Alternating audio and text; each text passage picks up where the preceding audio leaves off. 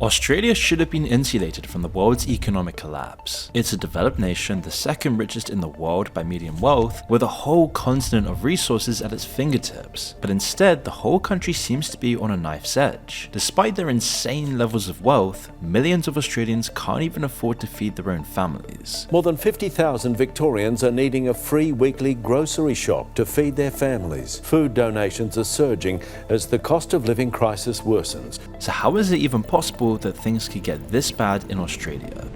Well, like almost any country, Australia's fortunes have been almost entirely dependent on its geography. Look down at the country from space and you can begin to see what's going on. Nearly everyone in Australia lives in a very small part of the country. Most people live in just a few cities, all dotted around the coast. The interior, on the other hand, is almost uninhabitable. While it makes up 70% of the total land, it's only home to 5% of the population. It's a unique situation that's created some very unique problems. There are thousands and thousands of miles between some cities. They're separated by land that's assaulted by intense heat, droughts, wildfires, and tropical storms. Infrastructure in these rural areas is almost non-existent. It's just too expensive to build and maintain. And yet, despite these problems, in lots of ways, Australia's unique geography has been more of a blessing than a curse. A massive supply of untapped natural resources has given the country an easy route to prosperity compared to other nations. The mining industry is the biggest industry in the country, making up over $450 billion in revenue in 2024, or 14.3% of the country's GDP. Most of these resources are exported to Australia's trading partners in East Asia. With the rise of China's economy and manufacturing in the region in general, it's hard to see how Australia isn't set for at least the next few decades, as Asia will only need more and more resources and it will need to buy them somewhere. But unfortunately, it isn't all that simple. In fact, economies based on resource extraction often belong to the least developed, most unstable nations in the world. Just look at the DRC, one of the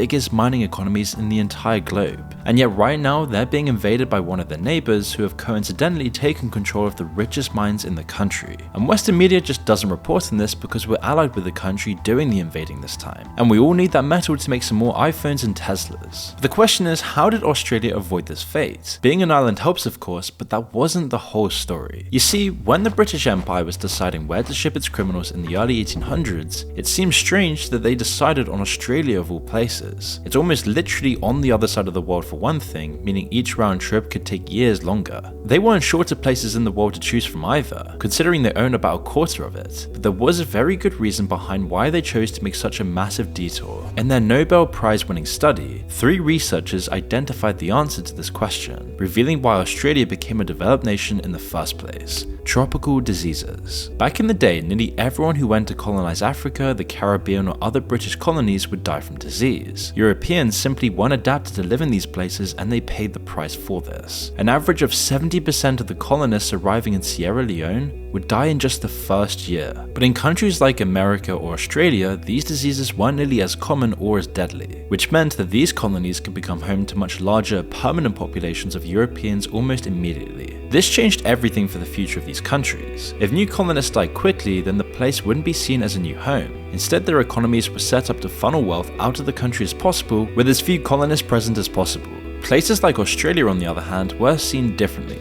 Europeans could comfortably live there, so far more ended up settling there. These economies were still designed to benefit the European nation that owned them, but some of the wealth was kept by the colonists. So why all this history lesson? Well, the point of all of this is that once Australia got its independence, they should have been well positioned to keep all of their resource wealth for themselves. For a long time they did, but it was a chain of more recent greedy decisions that have landed millions of Australians in the breadlines. For decades and decades, especially after the Second World War, Australia's economic planners had a pretty simple strategy that they could follow to get richer. All they had to do was take the money already being made from mining and resource extraction and invest it back into the country. Of course, when we say country, we really mean land, either rural land for more mining or coastal land near the cities for residential property. As we mentioned, despite having so much land, nearly all Australians live in a few big cities on the coast, and this created a hotly contested residential market. For decades, real estate was a safe net because the prices went up every year. By the 1960s, lots of Australians were absolutely rolling in it, and that money went straight into the housing market. Like almost all developed nations, homeownership became the end goal of most people's lives. And in 1966, 73% of homes were owned by the people who lived in them. and this became the bedrock of the new Australian dream. Most jobs would pay well enough to afford a house, and because house prices were relatively cheap, there was a clear link between hard work and getting a foothold in society. The contrast with modern Australia is really stunning. The reason for this is that Australian housing markets across large cities have deteriorated drastically in just the past few years. The demography at International Housing Affordability is a report that measures most large cities in the world and how affordable they are to buy property in. Each city is given a rating according to house prices and how they match up with a middle class income. To set the scene, Australia's housing market is so bad that they chose Sydney as the picture for the front cover. Anything under 3 is considered affordable, and a rating above 9 is impossible. A housing market where the average middle class family can't afford to buy a home without major financial assistance. And yet only 2 of Australia's large 5 housing markets ranked under this level, and Sydney was by far the worst of the 5, coming in at 13. Over 2023 in Sydney, rents rose by over 15% on average, and they were already unaffordable. Demands are so high that viewings are attended by dozens of people, and even the most rundown studio flat gets offers above its asking price. An inquiry has found Sydney has the 3rd least affordable housing market in the world. It warns Australia could become a 2-class society if home ownership doesn't increase. A generation ago, people in their 20s were expected to be buying a home and starting a family. And now 30-year-olds are considered lucky if they don't move back in with their parents or go homeless. It's truly insane that this could ever happen to such a rich country. In many ways, the causes of this housing disaster are the same as the ones we see in many other developed countries. And migration has been killer in pushing the demand for homes up. Despite Australia's relatively low population, they've accepted a relatively large amount of people in. Between 2022 and 2023, over 500,000 people moved into the country. In the decade before, other than a dip during the pandemic, net migration was around 200,000 every single year. More people need more homes, and new immigrants are much more likely to rent rather than buy. And yet all of this has been covered up by the media and government for fear of completely losing grip on their power over the country that's making the lives of Australians harder every single day. But you know what else is being covered up? The insane benefits of cocoa flavanols. The compounds found in cocoa that boast nitric oxide, improve heart health, and regenerate brain cells. Now before you roll your eyes, this isn't some woo-woo nonsense. Let's take a look at Harvard scientist Dr. William Lee, who actually backs this up. Check it out here. So, studies have been done to show that the flavonols in cocoa stimulate stem cells to come out of your bone marrow like bees in a beehive in your bloodstream, and they go out and they find wherever it needs to be repaired. If it's in your heart, they'll fix it. If it's in your liver, they'll fix it. If it's in your skin, they'll fix it. And so we can eat foods like high flavanol cocoa in order to be able to actually get the stem cells to work a little bit better. That's right, dark chocolates, but here's the thing. Flavanols are the good stuff found in cocoa beans, but they're usually destroyed during the chocolate making process. That's where Black Forest Supplements comes in. They've created the first ever high flavanol cocoa powder, backed with everything your body actually needs, and it's only 20 calories. It's really easy to just mix in with your coffee or protein shake and tastes amazing. And this stuff can boost your body's natural stem cell production, meaning you don't have to drop a bunch of money on stem cell injections. You can just drink some cocoa powder and get the same benefits, meaning your energy goes up and your brain fog disappears. And even better is that we've worked out an exclusive deal with Black Forest Supplements to hook you up with 40% off for the next 48 hours. But this stuff always sells out, so don't wait. Get 40% off by hitting the link in the description and pin comment to stock up before it's gone. Then there are the problems with construction and building new homes that most countries face. A combination of bureaucracy, low profit margins for construction companies, and NIMBY laws have prevented enough homes being built. Yet none of these problems are actually unique to Australia. What's really made their housing market the worst in the world is their unique set of laws. Despite all the hits home ownership has taken over the past few decades in Australia, it never lost its popularity with investors. Mining might be the biggest industry, but finance is a close second, and over 60% of that money is locked up in residential mortgages and other housing investments. One of the biggest reasons for this is Australia's insane tax system that all but forces people with money to invest it into housing. For reference, their top tax rate for income is one of the highest in the world, 45% for everything over 180,000 Australian dollars. And this is a huge chunk of your income if you're an investor. Of course, there are a few simple ways to avoid this written into Australia's laws, and it's all designed to push investment into the housing market. One of these laws is called negative gearing. Investors in housing are allowed to deduct their housing losses from their income. So even if you make a risky purchase on housing, you'll always get money back from tax deductions, which all but guarantees a culture of wild speculation. Then there's the capital gains tax discount. If you hold property for over a year, then when you sell it, you only pay 50% of what you would have normally paid in capital gains tax. It simply makes housing a better investment than anything else. And it's this environment of a small collection of tightly packed cities with ever-rising housing markets that has made Australia so expensive to live in today, and has robbed the next generation of any chance to gain a foothold in society. At this point, these laws and speculation have pushed the housing market so far that changing them would trigger a massive economic collapse. The bubble could burst and older Australian homeowners would lose hundreds of thousands of dollars in equity. And these are the people that are most likely to vote, so the government doesn't want them to lose all of their money. In general, neither party wants to trigger this collapse or be blamed for this whole thing falling apart, even if it would be good in the long run. But every year, it just gets so much worse and worse. Meanwhile, housing prices going up marginally benefits these large voting blocs and makes the very top of Australian society even richer. In fact, if you have serious money, then housing investments have been so much more lucrative than pretty much anything else for decades now. But it's all but paralyzed the rest of the economy, as investors don't care nearly as much about new business ideas or taking risks as in other developed countries. If you're not able to mine it or live in it, they just don't care. Big companies that start in Australia pretty much always move out. Murdoch's News Corp began in Australia, of course, but quickly outgrew its home country. And if he had listened to Australian investment advice, he would have just put the entire thing back into the housing market.